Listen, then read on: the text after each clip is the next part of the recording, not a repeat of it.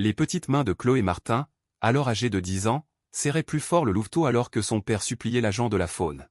« Monsieur Dubois, j'ai déposé les papiers de cession il y a 2 semaines. Tout est documenté. » Nicolas Dubois feuilleta le dossier, son visage glacial comme une pierre d'hiver. Il n'existe aucun enregistrement. Monsieur Martin, héberger un loup sauvage est un crime fédéral. Du haut de ses 10 ans, Chloé vit le visage de son père se vider de toute couleur, devenir une toile blafarde de désespoir. C'est impossible. J'ai des copies. Dubois ignora ses protestations, son regard dur se posant sur Chloé et le petit animal blotti dans ses bras. Votre fils est mis en danger, ainsi que toute cette communauté. D'un geste sec de la tête, il donna l'ordre à ses hommes. Récupérez l'animal. Fantôme gémit lorsque des mains étrangères et brutales l'arrachèrent à l'étreinte de Chloé. Ses cris, aigus et déchirants, résonnèrent dans la vieille grange en pierre, se mêlant à l'odeur de foin et de terre humide de leur petit coin de Provence. C'était plus qu'un son, c'était le bruit de son monde qui se brisait. En moins de 2 ans, tout s'effondra comme un château de cartes. Son père perdit son poste de garde forestier. Ils perdirent leur maison de campagne, ce refuge de pierre et de lavande qui avait abrité des générations de Martin. Sa mère, Sandrine, s'épuisa au travail, littéralement. Un cancer de stade 4, diagnostiqué trop tard. Sans assurance maladie adéquate pour le traiter. Chloé se tenait devant la tombe fraîche de sa mère, âgée de 12 ans et le cœur en miettes, faisant une promesse silencieuse au mistral qui balayait le cimetière. 8 ans plus tard, cette promesse allait secouer le monde. Chloé Martin avait exactement 43 € sur son compte courant lorsque la sirène d'alarme déchira l'air matinal du parc animalier des Vosges. Le porte-bloc glissa de ses mains, ses notes sur le comportement des suricates s'éparpillant sur le sol poussiéreux. À 20 ans, en 3e année de biologie de la faune à l'université de Montpellier, elle n'était venue ici que pour une recherche de terrain de routine. De simples observations, une simple collecte de données pour sa thèse. Code rouge.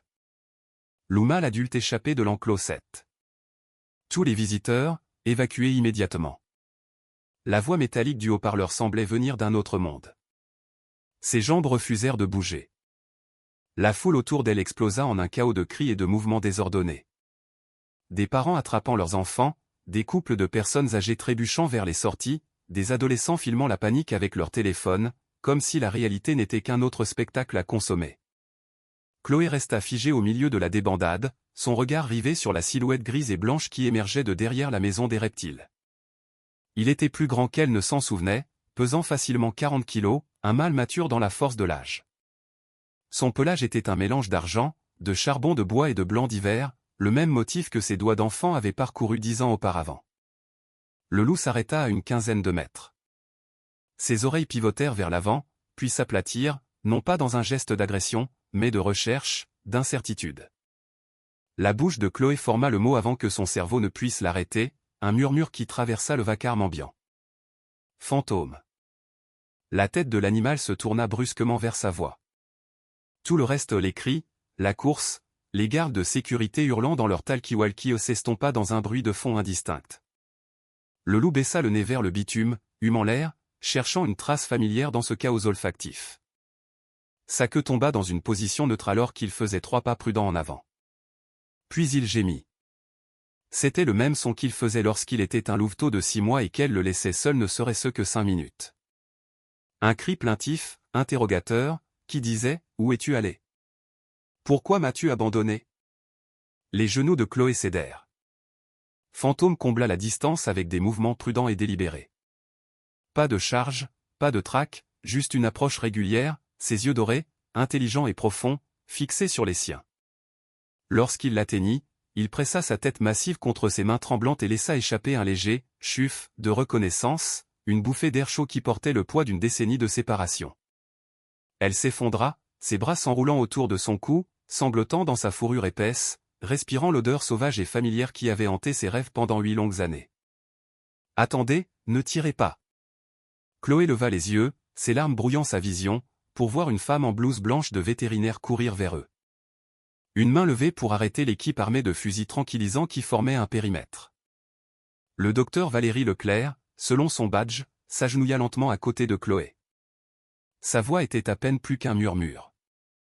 Vous êtes la jeune fille qu'il a remis en 2015, n'est-ce pas? Chloé ne put qu'acquiescer, incapable de parler à travers ses sanglots. Nous devons parler. En privé. Maintenant. Le bureau vétérinaire semblait trop petit, trop lumineux, trop réel. Le docteur Leclerc ferma la porte et afficha le dossier médical de Fantôme sur son ordinateur. L'écran se remplit de graphiques, de panels d'analyse sanguine, d'images diagnostiques. Insuffisance rénale chronique de stade 3. Le doigt du docteur Leclerc traça une ligne de tendance descendante. Sans traitement agressif, il lui reste 72 heures. Peut-être moins. La voix de Chloé se brisa. Quel traitement? Un protocole médicamenteux expérimental. Nous avons eu du succès avec des loups en captivité, mais il est extrêmement coûteux. Le docteur Leclerc fit une pause, le poids des mots à venir visible sur son visage. 47 000 euros. Le chiffre flotta dans l'air comme une condamnation à mort. Le conseil d'administration a voté hier. Le docteur Leclerc ne pouvait pas la regarder dans les yeux. Ils ont autorisé une euthanasie humanitaire. Ils appellent à laisser la nature suivre son cours, murmura Chloé, la gorge nouée. Ils veulent dire le tuer. Oui. Le téléphone de Chloé vibra contre le bureau. 5 appels manqués du même numéro. Son père. Elle le saisit, vit la notification de message vocal, appuya sur play. La voix de son père, Stéphane, semblait mince, tendue. Chloé, ma chérie, je suis aux urgences. Hôpital Saint-Louis. Des douleurs thoraciques. Ils font quelques tests. Je suis sûr que ce n'est rien. Ne t'inquiète pas. Mais si tu reçois ce message, je suis dans la chambre 347. Je vais bien. Vraiment. Je vais bien. Le téléphone faillit glisser des mains tremblantes de Chloé. 72 heures pour Fantôme. Un calendrier inconnu pour son père. 47 000 euros qu'elle n'avait pas. 43 euros qu'elle avait. Un coup sec à la porte interrompit ses pensées en spirale. Le garde de sécurité ouvrit la porte sans attendre la permission. Docteur Leclerc, le directeur veut vous voir toutes les deux. Immédiatement. Monsieur Dubois attend dans son bureau. Il jeta un regard à Chloé avec quelque chose qui ressemblait à de la pitié. Il a dit de vous dire que c'est urgent et non négociable. Le sang de Chloé se transforma en glace. Le docteur Leclerc fronça les sourcils. Dubois. Nicolas Dubois. Je pensais il est le PDG du zoo maintenant, dit le garde. Depuis 3 ans. Chloé se leva lentement, sa voix d'un calme mortel. Je sais exactement qui il est. Le bureau de Nicolas Dubois occupait l'angle du bâtiment administratif, avec des baies vitrées du sol au plafond donnant sur la place principale du zoo. Il se tenait derrière un bureau en chêne massif, costume bleu marine parfaitement repassé, cheveux poivre et sel coiffés avec une précision chirurgicale. Ses yeux étaient du même gris froid dont Chloé se souvenait de cette nuit terrible, 10 ans plus tôt. Il ne la reconnut pas. Mademoiselle Martin, c'est bien ça? Dubois désigna les chaises en face de son bureau sans offrir de poignée de main. Votre coup de théâtre de ce matin a mis en danger 50 visiteurs. J'ai passé la dernière heure à répondre aux appels de notre service juridique. Chloé resta debout. Fantôme n'a attaqué personne. Il m'a reconnu. Un animal sauvage ne reconnaît personne après 8 ans de séparation. Dubois afficha les images de sécurité sur son moniteur, tapotant l'écran. Vous projetez des émotions humaines sur un instinct de prédateur. Erreur d'amateur classique. Le docteur Leclerc s'avança. Nicolas, les données comportementales soutiennent en fait, c'est sans importance, la coupa Dubois sans quitter Chloé des yeux. Le loup a franchi le confinement. Notre protocole est clair, euthanasie humanitaire immédiate pour prévenir de futurs incidents. Les ongles de Chloé s'enfoncèrent dans ses paumes. Donnez-moi une semaine. Laissez-moi prouver qu'il n'est pas dangereux. Pour faire quoi, exactement? Jouer à la réhabilitatrice de la faune avec un animal mourant? Le ton de Dubois était clinique, détaché. Ce zoo fonctionne avec un budget, mademoiselle Martin. Nous ne sommes pas une œuvre de charité pour chaque histoire larmoyante qui franchit nos portes. Le mépris dans sa voix alluma quelque chose dans la poitrine de Chloé. Elle s'approcha du bureau, sa voix tremblante mais ferme. Il n'est pas mourant si vous autorisez le traitement. 47 000 € pour un seul loup alors que nous avons 3 programmes d'espèces menacées sous-financés? Dubois secoua la tête. Ce n'est pas de la conservation. C'est du sentimentalisme. Chloé posa ses mains sur son bureau, se penchant en avant. Vous ne vous souvenez pas de moi, n'est-ce pas? Les yeux de Dubois se plissèrent légèrement. Été 2015. Vous êtes venu dans la maison d'un garde forestier près d'un village en Provence. Stéphane Martin. Vous avez pris un louveteau à une fille de 10 ans et dit à son père qu'il avait commis un crime. La voix de Chloé tomba à un murmure à peine audible. Vous avez enterré les papiers de cession qu'il avait déposés. Vous avez détruit ma famille. Le silence qui suivit fut assourdissant. L'expression de Dubois vacilla, juste un instant, une lueur de reconnaissance. Puis le masque professionnel se remit en place, lisse comme du verre. Votre père a violé la loi fédérale.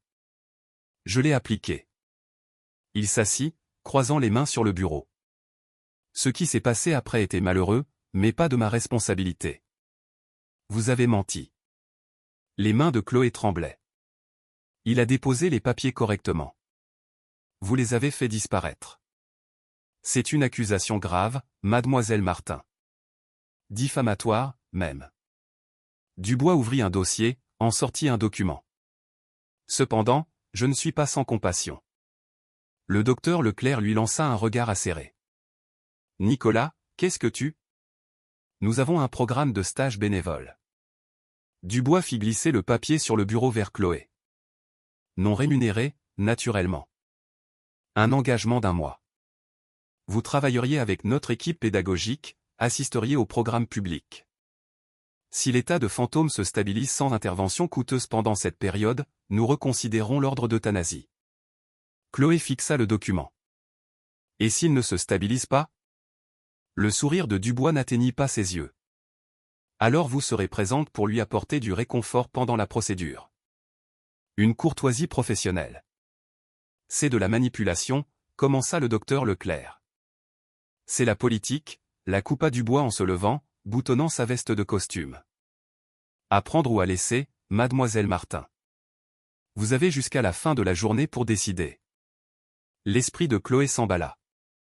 Elle avait besoin de 47 000 € en 72 heures. Son compte d'épargne contenait 43 €. Ses prêts étudiants étaient au maximum. Son père était aux urgences avec des douleurs thoraciques et des factures médicales inconnues qui s'accumulaient. Elle n'avait aucune garantie, aucun crédit, aucune ressource. Le stage lui achetait du temps, peut-être, mais Fantôme mourrait quand même sans l'argent du traitement. Combien de temps a-t-il vraiment? Demanda Chloé au docteur Leclerc, ignorant Dubois. Le docteur Leclerc jeta un regard nerveux à son patron avant de répondre. S'il arrête de manger à cause du stress 48 heures. Je dois le voir. Seul. Refusé, la voix de Dubois était plate. Question de responsabilité. Je superviserai, interrompit le docteur Leclerc. Il est de mon autorité vétérinaire d'autoriser un contact supervisé pour une évaluation comportementale. La mâchoire de Dubois se crispa. 1 heure. C'est tout. Chloé attrapa le formulaire de stage et se tourna pour partir. Son téléphone sonna avant qu'elle n'atteigne la porte. Hôpital Saint-Louis s'afficha à l'écran. Sa main trembla en répondant. Mademoiselle Martin. Le ton professionnel d'une infirmière. Votre père est stable, mais les tests cardiaques ont révélé un blocage artériel important. Il a besoin d'une intervention chirurgicale dans la semaine. Le devis est de 35 000 €. A-t-il une couverture d'assurance? Le sol se déroba sous les pieds de Chloé. 47 000 pour Fantôme. 35 000 pour son père. 72 heures pour les deux. 82 000 € au total. 43 € sur son compte. Je vous rappellerai, murmura Chloé en terminant l'appel. Elle réussit à atteindre les toilettes avant que ses jambes ne la lâchent, s'enfermant dans une cabine, la tête dans les mains, le mascara coulant avec des larmes qu'elle ne pouvait arrêter. Son téléphone vibra avec une notification par email. Une amie a lancé une campagne de financement participatif pour le loup sauvé. Les doigts de Chloé tâtonnèrent pour ouvrir le message. Quelqu'un avait filmé les retrouvailles sur la place. La vidéo était déjà en ligne, partagée des centaines de fois. La page de la campagne de financement participatif affichait 8 000 € collectés en 3 heures. Les commentaires inondaient l'écran. C'est la plus belle chose que j'ai jamais vue. Sauver Fantôme. Les animaux se souviennent, l'amour se souvient. Ce loup devrait être abattu. Dangereux. Qui est cette fille? 8 000 €. Loin d'être assez, mais c'était quelque chose. L'espoir vacilla dans la poitrine de Chloé. Puis elle fit défiler jusqu'au commentaire le plus récent, posté il y a 2 minutes. Dernière minute, le directeur du zoo, Nicolas Dubois, répond à la vidéo virale, déclare que l'euthanasie est prévue pour des raisons de sécurité. Affirme que les retrouvailles émotionnelles ne prévalent pas sur les protocoles. Les mains de Chloé devinrent insensibles. Dubois avait déjà vu la vidéo, et il l'utilisait contre elle. Le docteur Leclerc guida Chloé à travers les couloirs arrière de l'aile vétérinaire, passant devant des salles d'examen et des blocs opératoires jusqu'à une zone de détention marquée, quarantaine personnel autorisé uniquement. Fantôme était couché dans un grand enclos derrière une vitre renforcée. Il ne se leva pas quand elles entrèrent. Il n'a pas mangé depuis 36 heures, dit doucement le docteur Leclerc. Pas depuis la tentative d'évasion. Chloé pressa sa paume contre la vitre. Les oreilles de Fantôme tressaillirent au son et lentement, douloureusement, il leva la tête. Ses yeux dorés trouvèrent les siens à travers la barrière. « Je peux entrer ?» La voix de Chloé se cassa. Le docteur Leclerc hésita, puis hocha la tête. Elle déverrouilla la porte de l'antichambre de l'enclos. 5 minutes. Ne faites pas de mouvement brusque. Chloé s'agenouilla juste à l'intérieur de l'espace. Fantôme se leva sur des pattes chancelantes, ses côtes visibles sous son épais pelage, des stries argentées autour de son museau qui n'était pas là avant. Il fit 3 pas et s'effondra, sa tête sur ses genoux. Le son qui s'échappa de la gorge de Chloé était moitié sanglot, moitié rire. Elle passa ses doigts dans sa fourrure, sentant sa chaleur, sa réalité. « Je suis là. Je suis tellement désolé que ça ait pris si longtemps. » Fantôme laissa échapper un long soupir tremblant et ferma les yeux. Derrière la vitre, le docteur Leclerc sortit un dossier. Quand Chloé émergea 20 minutes plus tard, incapable de partir après seulement 5, la vétérinaire le lui tendit. C'est le dossier complet de Fantôme, de 2015 à aujourd'hui. Chloé l'ouvrit avec des mains tremblantes. Document de transfert du centre de réhabilitation de la faune sauvage en 2017. Note médicale, le sujet démontre une empreinte humaine inhabituellement forte. Protocole de socialisation recommandé approuvé. Des entrées plus récentes, déclin de la fonction rénale noté. Régime alimentaire spécialisé recommandé. Puis, il y a 6 mois, demande de protocole de traitement refusé. Réallocation budgétaire. Il est malade depuis des mois, dit Chloé en levant les yeux, horrifiée. Dubois a coupé les fonds pour les soins médicaux non essentiels. La voix du docteur Leclerc était tendue de colère. Les loups n'attirent pas les donateurs comme les pandas ou les éléphants. Ils voient Fantôme comme une dépense superflue. La prise de Chloé sur le dossier se resserra. Il doit y avoir quelqu'un qui peut t'aider. Le docteur Leclerc sortit son téléphone. Il y en a peut-être un. Elle lança un appel vidéo. L'écran se connecta pour montrer un homme d'une 60aine d'années, des yeux bienveillants derrière des lunettes à monture métallique, debout dans ce qui ressemblait à un laboratoire universitaire. Valérie, ça fait des années. Jean, j'ai besoin d'une faveur. Une grosse. Le docteur Leclerc tourna la caméra vers Chloé. Voici Chloé Martin. Vous avez probablement déjà vu la vidéo. L'expression du docteur Jean Pelletier passa à la reconnaissance. Les retrouvailles avec le loup. La moitié de mon département l'a regardé ce matin. Une documentation remarquable du lien. Fantôme a besoin du protocole rénal expérimental, dit le docteur Leclerc. 47 000 €. Dubois ne l'approuvera pas. Le docteur Pelletier resta silencieux un long moment. Je peux obtenir le médicament au prix coûtant 28 000 € via les fournisseurs universitaires. Mais c'est toujours, bien plus que ce que j'ai, intervint Chloé. Je suis étudiante. Je n'ai rien. Le docteur Pelletier se pencha plus près de sa caméra. Laissez-moi passer quelques appels. J'ai des collègues qui pourraient contribuer au financement de la recherche si nous documentons le traitement comme une étude de cas. Si vous pouvez réunir 15 000 €, nous couvrirons le reste. Le cœur de Chloé battait la chamade. Vous feriez ça pour une inconnue? Il y a 30 ans, j'étais un gamin qui a trouvé un renard blessé dans les bois. Un vétérinaire m'a donné une chance de l'aider à le sauver. Ça a changé toute ma vie. Le docteur Pelletier sourit doucement. J'attendais le bon moment pour rendre l'appareil. C'est maintenant. Chloé vérifia son téléphone. La campagne de financement participatif avait grimpé à 12 000 €. Les commentaires affluaient plus vite qu'elle ne pouvait les lire. Des dons de 50 € de Lyon. Des dons de 100 € d'enseignants. 20 € d'un adolescent qui écrivait « Ma mère a pleuré en regardant votre vidéo. Les animaux sont la famille. » C'est à 12 000, souffla Chloé. On y est presque. Le docteur Leclerc lui serra l'épaule. Si ça atteint 15 000, on peut commencer le traitement demain matin. Fantôme à 48 heures. On peut y arriver. Pour la première fois depuis que les sirènes avaient retenti, Chloé ressentit autre chose que du désespoir. Son téléphone sonna. Le nom de son père à l'écran.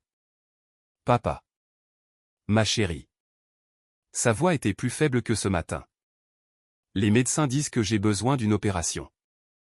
Mais j'ai entendu pour Fantôme, ma puce. Tu l'as retrouvé. Oui, papa. Et je vais le sauver. Un silence s'étira entre eux. Puis, Chloé, non. Pas encore. Cet animal nous a presque détruits. Il est en train de mourir, papa. Moi aussi, Chloé. Les mots de son père la frappèrent comme un coup physique. L'opération coûte 35 000 €. Nous n'avons pas d'assurance. Tu ne peux pas sauver tout le monde. Chloé ferma les yeux. 15 000 pour Fantôme. 35 000 pour papa. 50 000 au total. La cagnotte était spécifiquement pour Fantôme. Elle ne pouvait pas la rediriger. Le pouvait-elle? Je trouverai une solution, murmura-t-elle. Je t'aime, ma puce. Mais parfois, il faut choisir. L'appel se termina. Le docteur Leclerc la regardait attentivement. Chloé, qu'est-ce qui ne va pas? Avant qu'elle ne puisse répondre, son téléphone vibra avec une alerte d'actualité. Le directeur du zoo répond à la vidéo virale, le sentimentalisme ne peut prévaloir sur les protocoles de sécurité. Déclaration complète à 18 h. L'estomac de Chloé se noie. Il tient une conférence de presse. Le docteur Leclerc sortit son propre téléphone, faisant défiler rapidement. Son visage devint pâle. Oh non. Quoi? Dubois vient d'envoyer un email à tout le département. Réunion du personnel obligatoire. Maintenant. À propos de l'incident viral et des protocoles de réponse médiatique appropriés. Le docteur Leclerc leva les yeux, la peur dans le regard. Chloé, il va déformer la situation. Faire passer Fantôme pour un animal dangereux. Et toi pour une personne imprudente. Le téléphone de Chloé explosa de notifications. La page de la campagne de financement participatif se rafraîchit. Le montant avait bondi à 13 500 €. Mais sous le total, un nouveau message clignotait en rouge, campagne en cours d'examen. Dont temporairement suspendu en attente d'une enquête. 20 membres du personnel s'entassèrent dans la salle de conférence, la tension si épaisse qu'on aurait pu la couper au couteau. Nicolas Dubois se tenait à l'avant, son ordinateur portable connecté à un écran mural affichant la vidéo virale. Les retrouvailles de Chloé avec Fantôme, déjà vues 2 millions de fois. La séquence se termina. Dubois laissa le silence s'installer. Mesdames et messieurs, nous avons une crise. Sa voix était mesurée, calme. Non pas parce qu'un loup s'est échappé. Mais parce que nos protocoles de confinement ont échoué, et que maintenant le pays tout entier regarde comment nous gérons la situation. Une gardienne expérimentée leva la main. Les dons affluent. N'est-ce pas une bonne chose pour nous? L'expression de Dubois se durcit. Ce le serait si l'animal en question n'était pas une menace documentée. Il cliqua sur la diapositive suivante. Les dossiers médicaux de Fantôme remplirent l'écran, mais quelque chose n'allait pas.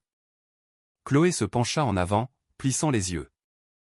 Les notes comportementales avaient été modifiées. De nouvelles entrées qu'elle n'avait pas vues dans le dossier que le docteur Leclerc lui avait montré il y a 30 minutes. Comportement agressif envers le personnel documenté 3 fois au cours des 6 derniers mois. A refusé les protocoles de manipulation. Risque de morsure potentielle. Évaluation vétérinaire, la santé déclinante combinée à une agression induite par le stress crée un problème de responsabilité. Chloé se leva d'un bond. Ce n'est pas vrai. Docteur Leclerc, dites-leur. Toutes les têtes dans la pièce se tournèrent vers Valérie Leclerc. La vétérinaire se tenait contre le mur du fond, le visage cendré, les bras étroitement croisés sur sa poitrine. Elle ne dit rien. Dubois continua comme si Chloé n'avait pas parlé. Le docteur Leclerc est venu me voir hier avec une recommandation professionnelle. J'aimerais qu'elle la partage avec l'équipe. La voix du docteur Leclerc était à peine audible. Les données médicales sont préoccupantes. Le monde de Chloé bascula. Valérie, qu'est-ce que tu dis? Dubois produisit un document, le brandit pour que la salle le voie. Papier à en-tête officielle du zoo. Langage clinique. La signature du docteur Leclerc en bas, à l'encre bleue. Recommandation, l'euthanasie humanitaire est la décision médicalement et éthiquement saine compte tenu de l'état déclinant du sujet et des problèmes comportementaux documentés. Tu as signé ça? La voix de Chloé se brisa. Tu m'as dit qu'on pouvait le sauver. Le docteur Leclerc ne croisa pas son regard. Chloé, tu ne comprends pas la pression, le docteur Leclerc comprend que l'éthique vétérinaire nous oblige à prévenir la souffrance, interrompit doucement Dubois. Maintenir en vie un animal en phase terminale pour des raisons émotionnelles serait cruel. Les mains de Chloé tremblaient. Il n'est pas en phase terminale. Il est traitable. Le docteur Pelletier a dit, le docteur Pelletier n'est pas employé par cet établissement. Le ton de Dubois était final. Le docteur Leclerc est notre vétérinaire en chef. Son avis médical prévaut. Le coordinateur pédagogique prit la parole depuis le premier rang. Monsieur Dubois a raison. 47 000 € pourraient financer tout notre programme de réhabilitation des tortues de mer pendant 1 an. Le directeur financier hocha la tête.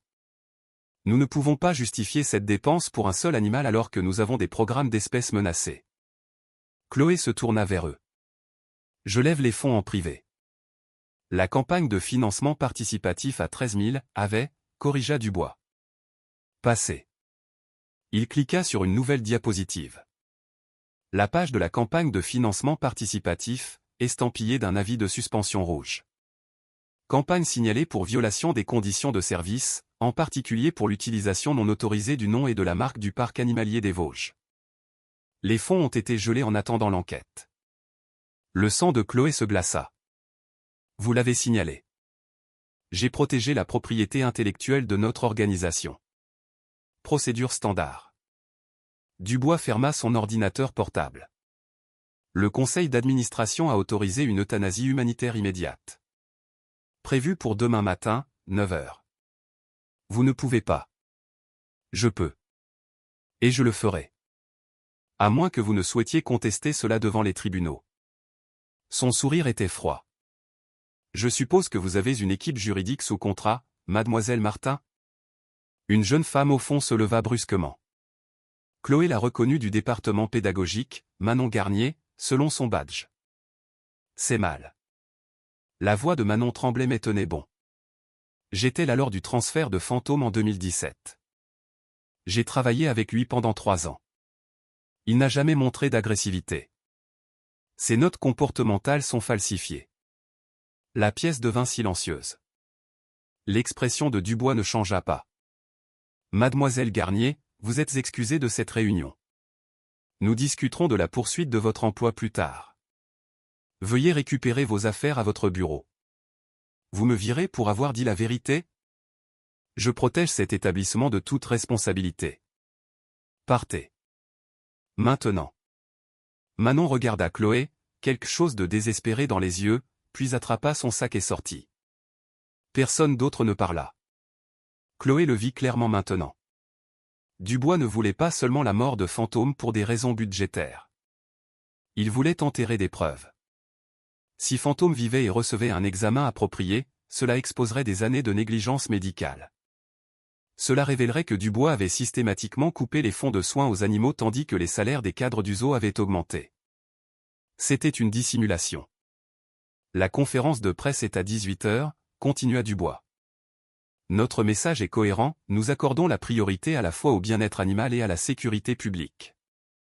L'état du loup, combiné à l'incident de l'évasion, ne nous a laissé aucun choix. Tout membre du personnel qui contredit ce récit sera licencié. Sommes-nous clairs? Des murmures d'accord parcoururent la pièce. Le téléphone de Chloé vibra. Hôpital Saint-Louis. Elle répondit avec des mains tremblantes. Mademoiselle Martin, ici le docteur Durand. L'état de votre père s'est détérioré. Nous le transférons en soins intensifs. Son rythme cardiaque est instable. La pièce se mit à tourner. J'arrive. Il y a autre chose. La voix du médecin était douce. Il vous demande. Il n'arrête pas de dire qu'il doit vous dire quelque chose à propos d'une promesse faite à votre mère. Chloé entendit à peine Dubois clore la réunion. À peine remarqua-t-elle les membres du personnel passer devant elle, certains avec des regards sympathiques, d'autres évitant complètement son regard. Le docteur Leclerc s'approcha en dernier. « Chloé, s'il te plaît, comprends. Il a menacé ma licence médicale. J'ai des prêts étudiants, une hypothèque, une famille. » La voix de Chloé sortit plate, sans émotion. « Et moi, je n'ai rien. Félicitations pour votre choix, docteur. » Elle sortit sur le parking, s'assit dans sa vieille Renault 4 dont le rétroviseur passager était maintenu par du ruban adhésif. Son téléphone affichait la campagne de financement suspendue. 13 500 € gelés. Papa en soins intensifs. Coût de l'opération, 35 000 €.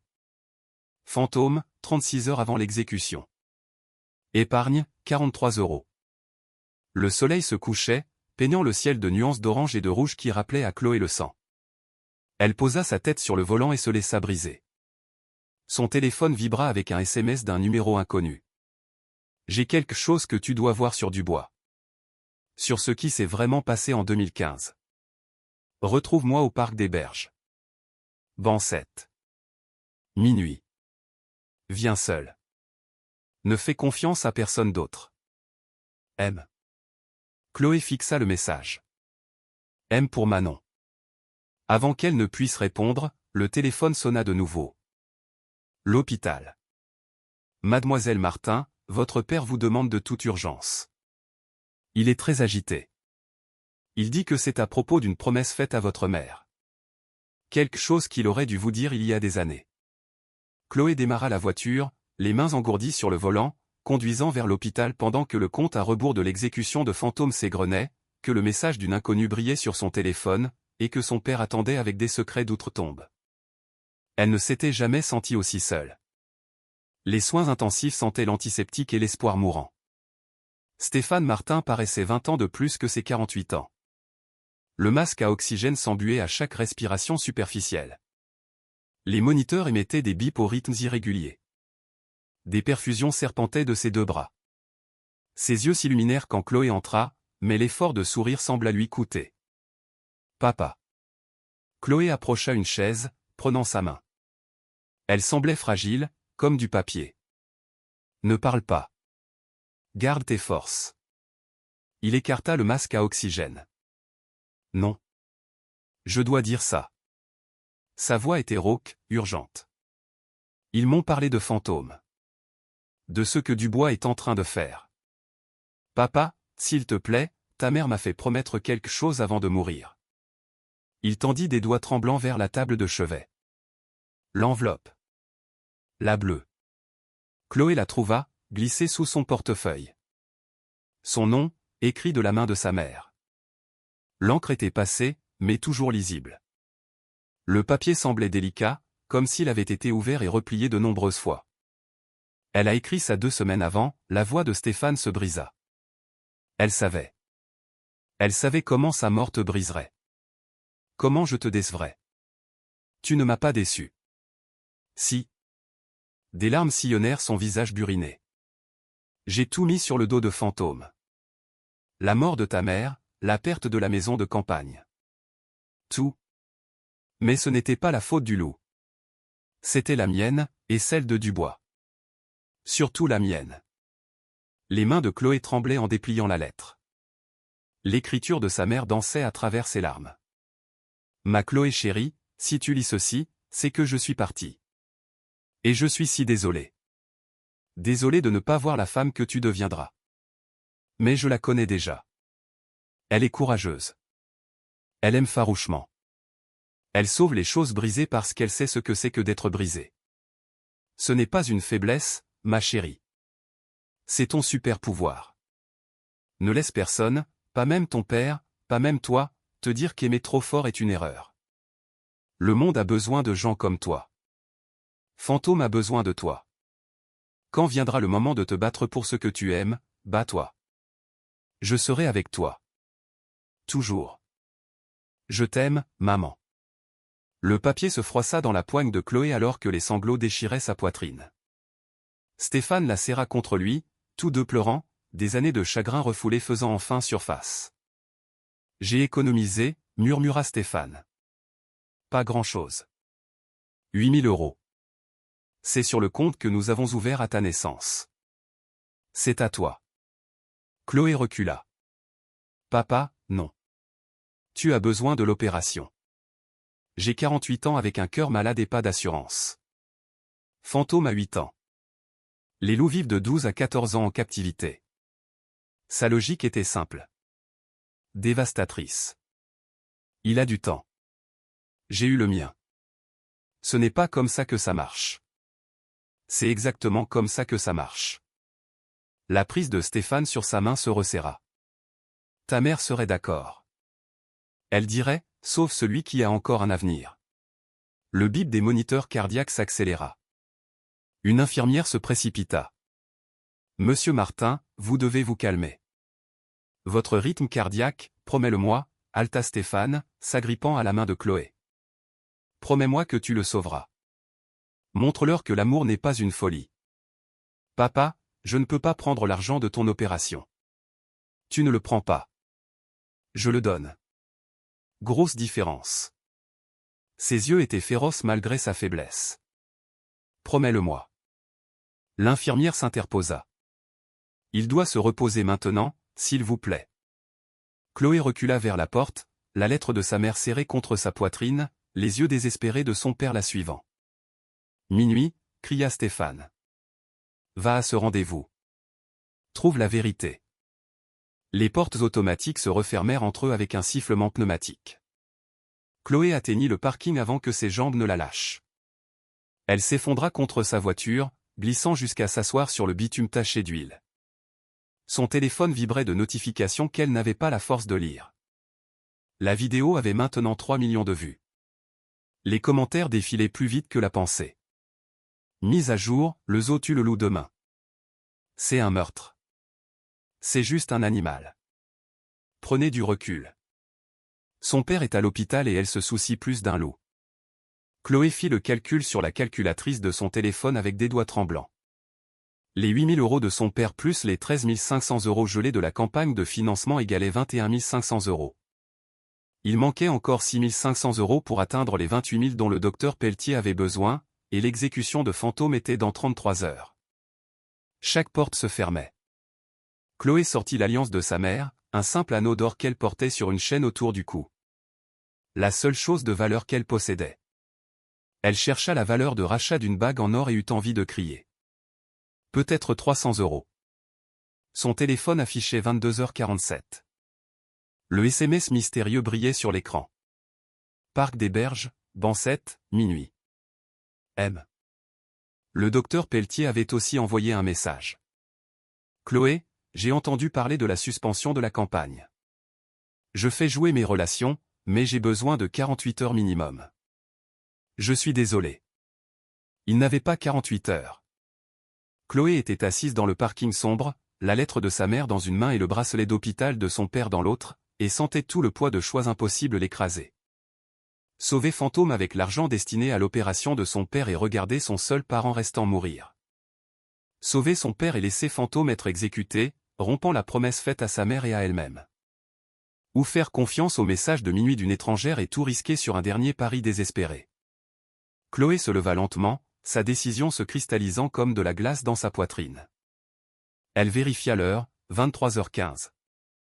Elle monta dans sa voiture, tourna la clé et conduisit vers le parc des Berges.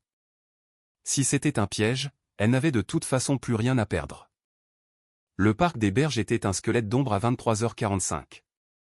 Les lampadaires projetaient des flaques de jaune maladif sur des tables de pique-nique vidées de l'herbe envahissante. Le fleuve murmurait contre ses rives, sombre et infini. Chloé s'assit sur le banc numéro 7, l'application d'enregistrement de son téléphone activée et cachée dans la poche de sa veste. Des bruits de pas s'approchèrent par derrière, pas doux ou prudents, mais délibérés, confiants. Chloé se retourna. Nicolas Dubois entra dans la lumière, portant toujours son costume bleu marine, l'air parfaitement composé pour minuit dans un parc désert. Mademoiselle Martin. Il s'assit à côté d'elle aussi nonchalamment que s'il prenait un café. Manon ne se joindra pas à nous. Le cœur de Chloé battait la chamade. Qu'est-ce que vous lui avez fait? Rien. Je l'ai renvoyée chez elle avec une indemnité de départ et un accord de confidentialité. Elle a fait le bon choix. Il croisa les mains sur ses genoux. Vous, cependant, continuez de faire de mauvais choix. Où sont les preuves dont elle parlait? Il n'y a pas de preuves. Il y avait une employée inquiète que j'ai maintenant généreusement indemnisée pour son silence. Le sourire de Dubois était mince. Vous êtes seule, Chloé. Pas d'alliés, pas d'argent, pas d'option. Je vous offre 50 000 €, dit calmement Dubois.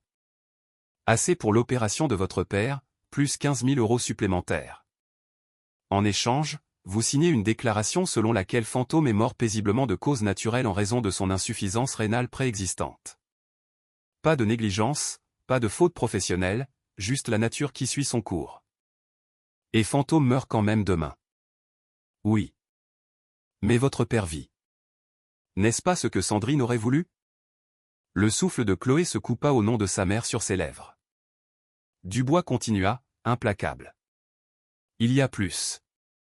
Nous créerons le fonds commémoratif Sandrine Martin pour la faune sauvage. Le nom de votre mère sur chaque plaque, chaque programme, chaque animal sauvé qui en bénéficiera. Vous obtiendrez un poste à temps plein ici après votre diplôme. 45 000 € par an, avantages sociaux. Un véritable impact sur la conservation. Il sortit un chèque déjà rempli. À l'ordre de Chloé Martin. Montant, 50 000 €. Sa signature à l'encre noire. Tout ce que vous avez à faire est de signer un accord de non-divulgation et de laisser le loup partir. Aujourd'hui. Ce soir, précisa Dubois en la regardant dans les yeux. Votre père n'a pas 48 heures, Chloé. Le docteur Durand m'a appelé il y a 1 heure. Courtoisie professionnelle. Le cœur de votre père est en train de lâcher. Le prochain épisode pourrait le tuer. Pas demain. Ce soir. Chloé sentit le monde basculer. Vous mentez. Appelez l'hôpital.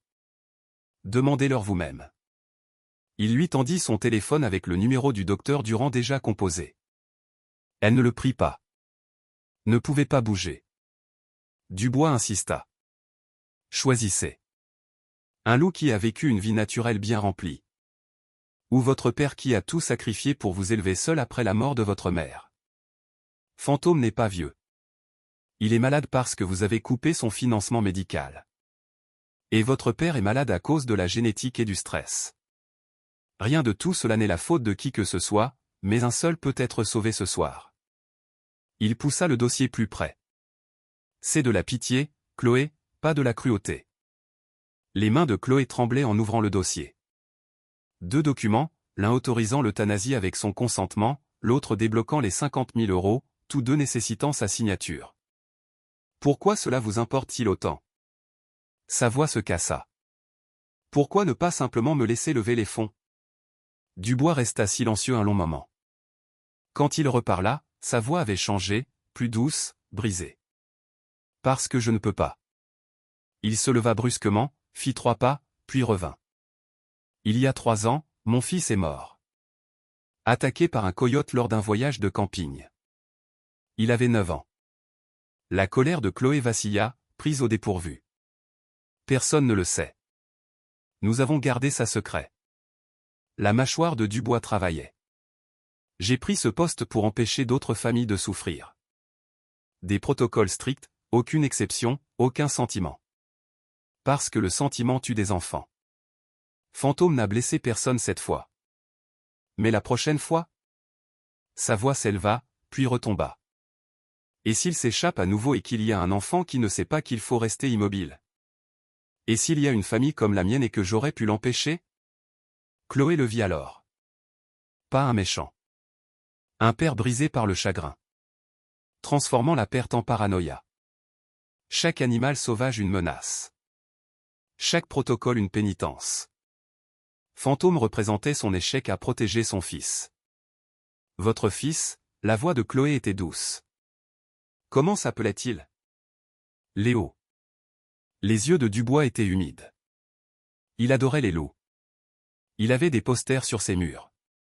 Il voulait devenir biologiste de la faune. Comme vous. Le silence s'étira entre eux, lourde perte partagée. Dubois posa un stylo sur les documents. Je ne suis pas un monstre, Chloé. J'essaie d'empêcher d'autres tragédies. Signez ça. Sauvez votre père. Laissez Fantôme partir paisiblement au lieu de prolonger ses souffrances. Chloé prit le stylo. Son poids semblait être du plomb. Elle pensa au visage de son père en soins intensifs, à la lettre de sa mère dans sa poche, à la tête de Fantôme reposant sur ses genoux quelques heures plus tôt. Elle pensa à Léo Dubois, 9 ans, qui aimait les loups et n'a jamais pu grandir. Le stylo plana au-dessus de la première ligne de signature. Dubois expira lentement, voyant la victoire. Le téléphone de Chloé vibra dans sa poche. 1, 2 fois, urgent. Elle le sortit. Email d'un expéditeur inconnu. Objet, la vérité sur Dubois. Chloé l'ouvrit. Son visage devint pâle. Des documents numérisés se chargèrent à l'écran. Les papiers de cession originaux de son père de 2015, tamponnés, reçus, avec les initiales de Dubois. Des mémos internes du zoo montrant des coupes budgétaires pour les soins aux prédateurs avec l'approbation de Dubois. Des registres financiers montrant 200 000 € redirigés des soins médicaux aux animaux vers la rémunération des cadres. Et un fichier vidéo. Chloé appuya sur Play. Image de sécurité de l'intérieur du bureau de Dubois, daté de 6 mois. Audio clair. La voix de Dubois. Faites en sorte que l'évaluation comportementale de Fantôme paraisse dangereuse. Le Conseil ne remettra pas en question l'euthanasie d'une menace. Nous devons réduire les coûts quelque part. La voix du docteur Leclerc, hésitante. Nicolas, c'est de la falsification de dossiers médicaux. La voix de Dubois. C'est protéger la viabilité financière de cette institution. Faites-le. Chloé leva les yeux de son téléphone, les yeux flamboyants. Le visage de Dubois s'était vidé de toute couleur. Où avez-vous eu ça? Manon n'a pas pris votre argent. Chloé se leva, la voix ferme pour la première fois de la nuit. Elle a tout documenté d'abord. L'a envoyé à quelqu'un qui me l'a envoyé. C'est une propriété volée. Des images de sécurité du lieu de travail fournies volontairement par une lanceuse d'alerte. Entièrement légale en vertu du droit français. Chloé avait passé toute sa carrière universitaire à étudier le droit de la faune. Elle connaissait ses droits. Protégée par la liberté d'expression. Dubois tendit la main vers les documents. Si vous publiez ça, vous détruisez ce zoo. 50 employés perdent leur emploi. Alors ne me forcez pas à le publier. Chloé recula, empochant son téléphone. Nouvel accord. Mes conditions. Vous êtes folle. Je suis désespéré. Il y a une différence. La voix de Chloé était de glace. Vous avez 1 minute pour décider avant que cela n'aille à la Dépêche du Midi, à la Commission régionale de la faune sauvage, à la Gendarmerie nationale pour détournement de fonds, et à 3 millions d'abonnés sur les réseaux sociaux. Vous bluffez. Chloé ouvrit Twitter sur son téléphone, lui montra le brouillon de fil de discussion. Comment le directeur du parc animalier des Vosges, Nicolas Dubois, a couvert la maltraitance animale et détruit des familles. Preuve ci-jointe. Son doigt planait au-dessus du bouton « Publier ». 50 secondes. Le sang-froid de Dubois se fissura. Même si je voulais aider, le Conseil n'approuvera pas de fonds d'urgence à minuit. Utilisez votre argent personnel. Vous gagnez 180 000 € par an, et j'ai vu la déclaration financière. Vous avez 250 000 € d'investissement. L'assurance vie de votre fils. Dubois se figea. Comment osez-vous? Léo voudrait que cet argent sauve la vie, pas qu'il la détruise. La voix de Chloé était féroce, mais pas cruelle. Fantôme n'est pas le coyote qui a tué votre fils. Punir Fantôme ne ramènera pas Léo. Vous ne comprenez pas. J'ai perdu ma mère. Je comprends le deuil. Mais je ne le laisse pas me transformer en quelqu'un qui tue par peur. Le téléphone de Chloé affichait minuit. 30 secondes, puis je publie. Dubois la fixa, voyant quelque chose qu'il n'avait pas prévu. La force. La conviction. La même détermination féroce que son fils avait possédée. 20 secondes. Ses épaules s'affaissèrent. Il sortit son téléphone, composa le numéro du docteur Leclerc. Valérie, réveille-toi. Sa voix était creuse. Autorise le traitement de Fantôme. Protocole expérimental complet. Utilise ma carte de crédit personnelle. Oui. Maintenant. Non, je ne suis pas ivre. Fais-le. Il termina l'appel, se tourna vers Chloé. Il reçoit son traitement. Je démissionnerai discrètement.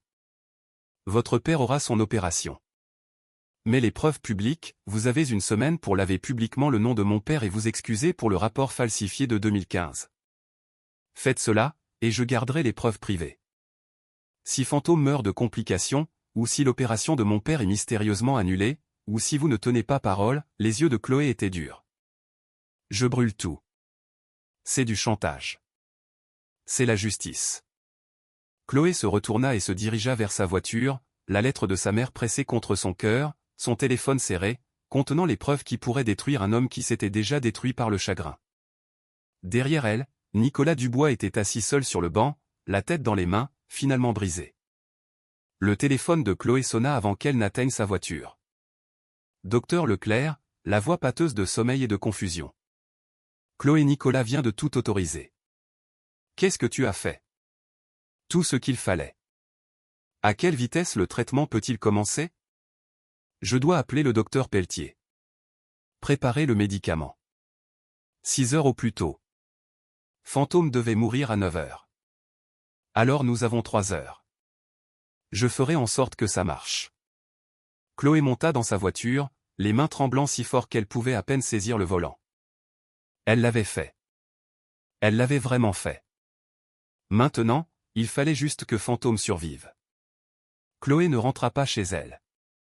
Elle retourna directement au parc animalier des Vosges et refusa de partir. À 3 heures du matin, elle était assise par terre devant l'enclos de quarantaine de Fantôme, le dos contre le mur, la lettre de sa mère pliée dans sa poche comme un talisman. À travers la vitre renforcée, Fantôme gisait immobile, sa respiration superficielle. Le docteur Leclerc arriva à 4h30, les yeux rouges de manque de sommeil, portant une mallette de fournitures médicales. Elle ne questionna pas la présence de Chloé, déverrouilla simplement la porte et se mit au travail. Le docteur Pelletier arrive de Toulouse. Il sera là vers 6 heures avec le médicament. Le docteur Leclerc vérifia les signes vitaux de Fantôme à travers la vitre, son expression sombre. Le rythme cardiaque baisse, la température aussi. Il est en train de s'éteindre plus vite que prévu. Chloé pressa sa paume contre la vitre. Il abandonne. Les loups font ça quand ils ont perdu leur meute, la voix du docteur Leclerc était lourde de culpabilité. Chloé à propos d'hier, plus tard. Concentrons-nous sur Fantôme. À 5h47, le docteur Jean Pelletier arriva. Un homme aux cheveux argentés, d'une 60aine d'années, se déplaçant avec détermination. Il portait une glacière marquée, École nationale vétérinaire de Toulouse. Sensible à la température. Depuis quand est-il inconscient? Le docteur Pelletier enfilait déjà des gants, assemblant le matériel de perfusion. Depuis minuit, répondit le docteur Leclerc. Température à 35,5 degrés, rythme cardiaque à 40 battements par minute, fonction rénale à 14%. On est en train de le perdre. Le docteur Pelletier travailla rapidement, entrant dans l'enclos avec le docteur Leclerc. Chloé regardait à travers la vitre alors qu'ils inséraient une perfusion dans la patte avant de Fantôme. Le loup ne tressaillit même pas. Le médicament expérimental s'égouttait lentement dans la circulation sanguine de Fantôme, un liquide clair porteur d'un espoir impossible. Chloé vérifia son téléphone. 6h15. L'opération de son père était prévue pour 7h. Elle avait envoyé un SMS à l'hôpital pour dire que le paiement arriverait ce matin. Dubois avait promis de virer les fonds directement. S'il tenait parole. Les minutes s'étiraient comme des heures. 6h45. La température de Fantôme n'avait pas augmenté. 7h. Le rythme cardiaque continuait de baisser.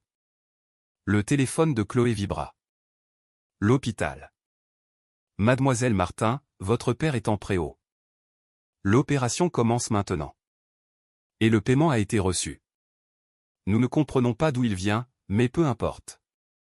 Sauvez-le, s'il vous plaît. 7h30.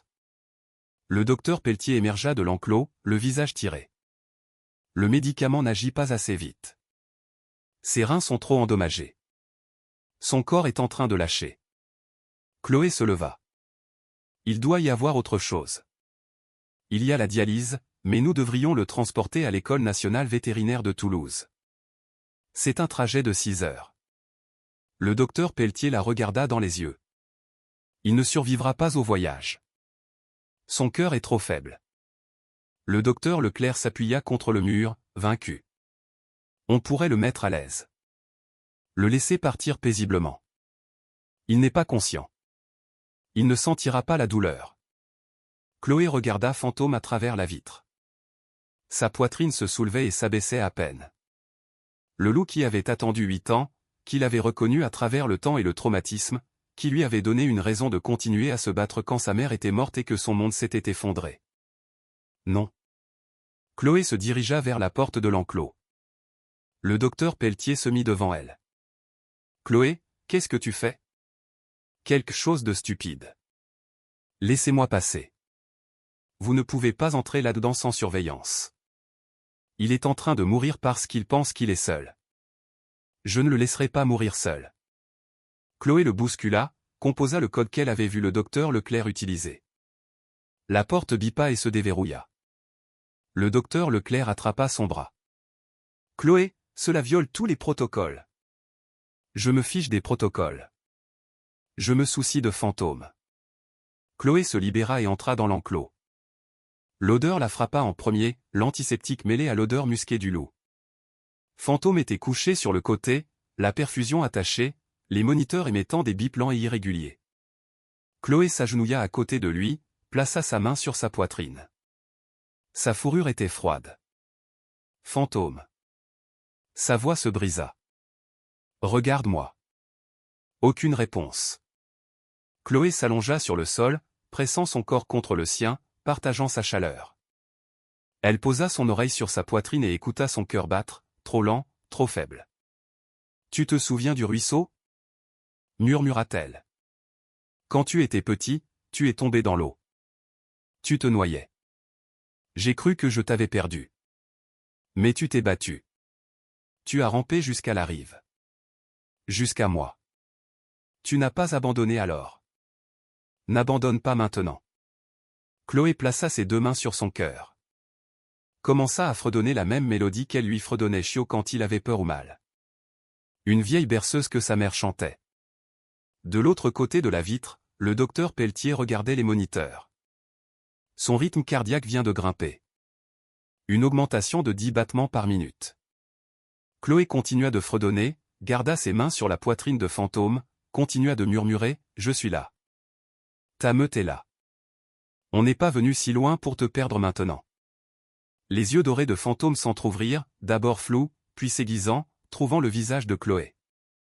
Il fit un son à peine audible, un léger « chuf » de reconnaissance. C'est ça. C'est mon grand. Batte-toi. Les larmes coulaient sur le visage de Chloé. Tu m'entends? Batte-toi. La langue de Fantôme bougea, léchant faiblement sa main. Le docteur Leclerc halta. Température en hausse, 36,3 degrés. Rythme cardiaque à 55. Son corps répond à sa présence, dit le docteur Pelletier, stupéfait. Je n'ai jamais vu ça. Elle l'ancre littéralement à la vie. Chloé ne bougea pas. Ne pouvait pas bouger. Elle resta pressée contre Fantôme, fredonnant, murmurant, lui insufflant la volonté de vivre par la pure force de l'amour. 8 heures. Température 36,7 degrés. 8h30. Rythme cardiaque 60 battements par minute. 9 heures. L'heure à laquelle Fantôme aurait dû être euthanasié. Il leva la tête. Chloé sanglota. Te voilà. Te voilà. Dehors, les employés du zoo s'étaient rassemblés. Manon, qui avait envoyé les preuves et tout risqué. Le coordinateur pédagogique, les gardiens, les techniciens vétérinaires. 50 personnes regardant à travers la vitre une fille et un loup se battre ensemble contre la mort. 9h45. Fantôme lutta pour se lever. Ses pattes tremblaient, cédèrent une fois, 2 fois. Chloé l'aida à soutenir son poids, ses 40 kilos appuyés contre elle. Doucement. Prends ton temps. À la 3e tentative, Fantôme se tint debout, chancelant, faible, mais debout. La pièce à l'extérieur éclata en acclamations. Le docteur Pelletier vérifia les moniteurs, la voix épaisse d'émotion. Fonction rénale jusqu'à 18%. Température normale. Rythme cardiaque stabilisé. Il va s'en sortir. Il va vraiment s'en sortir. Fantôme fit 3 pas jusqu'à la gamelle d'eau. But lentement. Puis mangea un petit morceau de viande que le docteur Leclerc avait laissé. Chloé resta par terre, regardant, osant à peine y croire. Son téléphone sonna. L'hôpital. Mademoiselle Martin, votre père est sorti de chirurgie. Tout s'est parfaitement bien passé. Il vous demande. Les jambes de Chloé ne la portaient plus. Elle s'assit lourdement, pleurant, riant, incapable de réaliser que tous les deux, Fantôme et son père, étaient en vie. Puis la porte s'ouvrit. Nicolas Dubois se tenait dans l'embrasure. Tous les employés dans la pièce se turent, hostiles. Il semblait plus vieux qu'hier, vaincu. Il s'approcha lentement de l'endroit où Chloé était assise à l'intérieur de l'enclos avec Fantôme. « J'ai entendu, dit-il doucement. Je suis content. » Chloé l'étudia. « Vous êtes ici pour finir le travail ? » Non. « Je suis ici pour démissionner publiquement. » Il lui tendit une enveloppe. « Ma déclaration. Elle lave le nom de votre père. Assume l'entière responsabilité de la falsification de 2015 et des coupes budgétaires qui ont mis Fantôme en danger. » Il sortit une autre enveloppe. Un chèque. 50 000 € pour le fonds commémoratif Sandrine et Léo. Le nom de votre mère et celui de mon fils. Ensemble. Pour chaque animal que nous pourrons sauver. Chloé se leva lentement, Fantôme s'appuyant contre ses jambes pour se soutenir. Le nom de votre fils était Léo. La voix de Dubois se brisa. Il aimait les loups. Tout comme vous. Chloé tendit la main. Le fonds les honorera tous les deux. De la bonne manière. Dubois prit sa main, des larmes coulant sur son visage. Le flash d'un appareil photo crépita. Les médias avaient trouvé un moyen d'entrer. Des photographes capturant l'instant. Des gros titres se formant déjà. Mais Chloé ne se souciait plus des gros titres. Elle s'agenouilla à nouveau à côté de Fantôme, qui la regarda avec des yeux clairs et concentrés pour la première fois depuis des jours. Puis ses pattes cédèrent. Fantôme s'effondra, son corps convulsant, les moniteurs hurlant. Le docteur Pelletier et le docteur Leclerc se précipitèrent. Il convulse. Prenez le kit d'urgence. Les yeux de Fantôme se révulsèrent. De la mousse apparut à sa bouche. Son corps se secoua violemment. Le rythme cardiaque s'effondre. 40. 35. La température grimpe à 39,5 degrés. Chloé attrapa la tête de Fantôme, le tenant pendant qu'il convulsait. Non. Non, non, non. Pas maintenant. Le docteur Pelletier chargea une seringue. Son corps rejette le médicament. Choc anaphylactique. Si on n'arrête pas ça dans les 60 prochaines secondes, le corps de Fantôme devint rigide, puis complètement mou. Le moniteur afficha une ligne plate, un son long et ininterrompu. Non. La voix de Chloé était calme. Tu n'as pas le droit de mourir. Pas après tout ça. Le docteur Pelletier injecta de l'épinéphrine directement dans la poitrine de Fantôme. Le docteur Leclerc commença les compressions, ses mains pressant rythmiquement contre sa cage thoracique. Le moniteur continuait son son plat et terrible. Chloé approcha son visage du museau de Fantôme, ses larmes tombant sur sa fourrure. « Écoute-moi. Je ne me suis pas battu contre Dubois, je n'ai pas tout risqué, je n'ai pas enfreint toutes les règles pour te perdre maintenant. » Sa voix s'éleva. « Maman a dit de me battre. Alors tu te bats. Tu m'entends? Battez oui. 30 secondes de compression. Aucune réponse. Sarah, son cœur est encore continué. 45 secondes. La pièce retenait son souffle. La voix du docteur Leclerc se brisa. Je ne sens rien. Puis la poitrine de Fantôme se souleva. Une énorme inspiration haletante. Le moniteur bipa. Une fois. 2 fois. Un rythme s'établissant. J'ai un pouls. Les mains du docteur Pelletier tremblaient. Faibles, mais présents. Les yeux de Fantôme s'entr'ouvrirent. Trouvèrent le visage de Chloé. Sa queue bougea. Juste le bout. Le plus petit des frétillements. Chloé s'effondra sur lui, sanglotant. Espèce de loup têtu, magnifique, impossible. De l'autre côté de la vitre, 50 employés du zoo éclatèrent en cris de joie, pleurant, s'étreignant. Manon avait son téléphone, diffusant tout en direct. La vidéo atteindrait 10 millions de vues au coucher du soleil. Le docteur Pelletier surveillait les signes vitaux de Fantôme, regardant les chiffres grimper. Température qui se normalise, rythme cardiaque qui se renforce 60 battements par minute 65-70. Il regarda le docteur Leclerc, puis Chloé.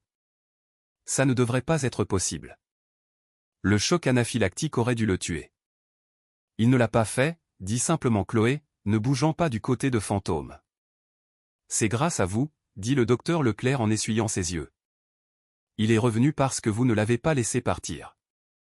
Pendant les 2 heures suivantes, Chloé resta dans l'enclos pendant que Fantôme se remettait lentement, incroyablement. Il but de l'eau, mangea de petites quantités. À midi, il se tenait debout sans aide. Ses yeux dorés clairs et concentrés. Le cirque médiatique à l'extérieur du zoo s'était agrandi à 3 camionnettes de presse. Des drones tournoyaient au-dessus. La sécurité peinait à maintenir les journalistes aux portes. Nicolas Dubois se tenait au fond de la salle d'observation, regardant. Quand Fantôme fit ses premiers pas assurés, quelque chose se brisa sur le visage de l'homme. Il se retourna et sortit sans un mot. 20 minutes plus tard, un email arriva à chaque membre du personnel du zoo et aux principales agences de presse de la région. Avec effet immédiat, je démissionne de mon poste de directeur du parc animalier des Vosges. Une enquête interne révélera une mauvaise gestion budgétaire et des violations de protocoles sous ma direction, y compris la falsification de dossiers comportementaux d'animaux et le cas de 2015 de Stéphane Martin, qui a été licencié à tort. J'assume l'entière responsabilité. En mémoire de mon fils Léo, je crée un fonds pour le bien-être animal. J'espère qu'il apportera plus de lumière que mon deuil n'a apporté d'obscurité. Nicolas Dubois. À 14 heures, le conseil d'administration du zoo avait tenu une session d'urgence. Le docteur Jean Pelletier accepta le poste de directeur par intérim. Son premier acte officiel, engager Chloé Martin comme spécialiste de la faune, à temps partiel pendant qu'elle terminait ses études. Son deuxième acte, mettre en œuvre le protocole Fantôme, donnant la priorité au bien-être animal sur les considérations budgétaires dans toutes les décisions médicales. La campagne de financement participatif fut rétablie et explosa. 200 000 € en 6 heures. Assez pour financer les soins continus de Fantôme, créer le fonds commémoratif et soutenir une douzaine d'autres animaux en difficulté dans des établissements à travers le pays. Chloé quitta finalement le côté de Fantôme à 16 heures, lorsque le docteur Leclerc insista doucement sur le fait qu'elle avait besoin de repos et d'aller voir son père. Fantôme la regarda partir, pressant son nez contre la vitre alors qu'elle s'éloignait. Mais sa queue remuait maintenant. Et quand le docteur Leclerc apporta son dîner, il mangea. À l'hôpital Saint-Louis, Chloé trouva son père réveillé en salle de réveil. La couleur revenait sur son visage. Stéphane Martin se mit à pleurer dès qu'elle entra. « Tu l'as fait. Tu l'as sauvé. On s'est sauvé l'un l'autre. » Chloé lui montra des photos sur son téléphone. Fantôme debout. Fantôme mangeant. Fantôme vivant. Ta mère serait si fière, dit Stéphane en lui serrant la main. Je suis si fier. Chloé sortit la lettre de Sandrine, usée d'avoir été pliée et dépliée. Elle m'a dit de me battre. Alors je l'ai fait. Elle avait raison. Elle avait toujours raison. L'infirmière entra avec une nouvelle surprenante. Monsieur Martin, il y a une demande inhabituelle du parc animalier des Vosges. Quelque chose à propos d'une visite d'un animal de thérapie. Chloé et son père se regardèrent. Ils veulent amener Fantôme ici? La voix de Stéphane était incrédule. Le docteur Durand l'a approuvé si l'animal est calme et supervisé, haussa les épaules l'infirmière. Apparemment, tout Internet le réclame. Chloé rit à travers ses larmes. Papa, tu veux rencontrer Fantôme officiellement? Stéphane resta silencieux un long moment. Puis il hocha la tête. Oui. Oui, je le veux. Il est temps. Le lendemain matin, sous la supervision du docteur Pelletier et du docteur Leclerc, Fantôme traversa l'hôpital Saint-Louis en laisse sécurisée.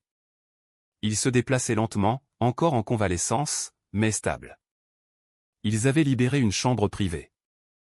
Stéphane était assis dans un fauteuil roulant, nerveux. Fantôme entra, s'arrêta, huma l'air. Chloé s'agenouilla à côté du loup. Fantôme, voici mon père. C'est la famille. Fantôme s'approcha prudemment. Stéphane tendit une main tremblante. Le loup renifla ses doigts, puis pressa doucement son nez contre la paume de Stéphane. L'autre main de Stéphane se leva lentement, touchant la tête de Fantôme. Je suis désolé. De t'avoir blâmé. Pour tout. Fantôme se blottit contre le contact, un pardon accordé sans mots. Chloé s'agenouilla à côté d'eux, une main sur son père, une main sur Fantôme. 3 survivants de la même tragédie, guérissant enfin ensemble. Un photographe de la Dépêche du Midi immortalisa l'instant. L'image deviendrait iconique. Un vieil homme, une jeune femme et un loup gris. 3 âmes liées par la perte et l'amour. Ce soir-là, Chloé retourna aux eaux pour trouver son nouveau bureau, petit, encombré de manuels de soins aux animaux, avec une fenêtre donnant sur l'enclos de Fantôme. Manon frappa à l'encadrement de la porte. Salut, t'as une minute? Tu as envoyé les preuves. Chloé se leva, serra Manon dans ses bras. Tu l'as sauvé. Merci. Tu aurais fait la même chose. Manon lui tendit un dossier. C'est du conseil d'administration. Ils veulent que tu conçoives le programme d'éducation à la faune sauvage commémoratif Sandrine et Léo. Poste rémunéré, avantage complet après le diplôme. Chloé ouvrit le dossier, le nom de sa mère sur du papier en tête officielle du zoo, un budget, des ressources, la chance d'enseigner aux enfants ce que Fantôme lui avait appris, que l'amour et la loyauté n'étaient pas des faiblesses, mais des compétences de survie. Au coucher du soleil, Chloé était assise à l'extérieur du nouvel enclos de Fantôme, 3 fois plus grand, enrichi d'arbres et d'un ruisseau, construit avec des dons du monde entier. Fantôme était couché près de la clôture, assez près pour qu'elle puisse passer la main et la poser sur son flanc. On a réussi, murmura-t-elle. Contre tout. On a réussi. La queue de Fantôme frappa une fois le sol. Le téléphone de Chloé vibra. Un email. L'objet lui coupa le souffle. Université de Lyon, programme de conservation de la faune sauvage, lettre d'acceptation. Elle l'ouvrit avec des mains tremblantes. Bourse complète. Allocation incluse. Date de début, semestre d'automne. Et une note en bas, animaux d'assistance autorisés avec la documentation appropriée. Nous comprenons que Fantôme fait partie intégrante de votre travail. Chloé regarda Fantôme. Tu veux aller à Lyon? Les oreilles du loup se dressèrent. Pour la première fois en 8 ans, Chloé ressentit quelque chose qu'elle avait presque oublié, l'espoir pour l'avenir. 6 mois plus tard, Chloé se tenait devant une foule de 200 personnes lors de la cérémonie d'inauguration du fonds commémoratif Sandrine et Léo pour la faune sauvage. Fantôme était assis à côté d'elle, en bonne santé et calme, portant un gilet d'animal de thérapie. Stéphane Martin se tenait de l'autre côté, complètement rétabli, bénévole au centre de la faune 3 jours par semaine. Le fonds avait sauvé plus de 300 animaux. 12 zoos avaient réformé leurs protocoles médicaux grâce à l'histoire de Fantôme. La région avait adopté une nouvelle législation sur le bien-être animal. Mais la vraie victoire était plus simple. Chloé avait appris ce que sa mère avait essayé de lui enseigner, que se battre pour ce que l'on aime n'est pas insensé. C'est la chose la plus courageuse que l'on puisse faire. Que la famille n'est pas définie par le sang, mais par ceux qui sont là quand tout s'effondre. Que la gratitude n'est pas seulement se sentir reconnaissant, c'est honorer les sacrifices que d'autres ont faits en vivant pleinement, en aimant farouchement et en n'abandonnant jamais. Fantôme lui avait appris que la loyauté survit à tout, autant, à la distance, même à la mort. Alors que les flashs crépitaient et que les enfants tendaient la main pour toucher la fourrure de Fantôme, Chloé pensa à Nicolas Dubois, désormais bénévole dans un centre de réhabilitation de la faune, trouvant enfin la paix. Tout le monde mérite une seconde chance, même ceux qui ont causé le plus de mal.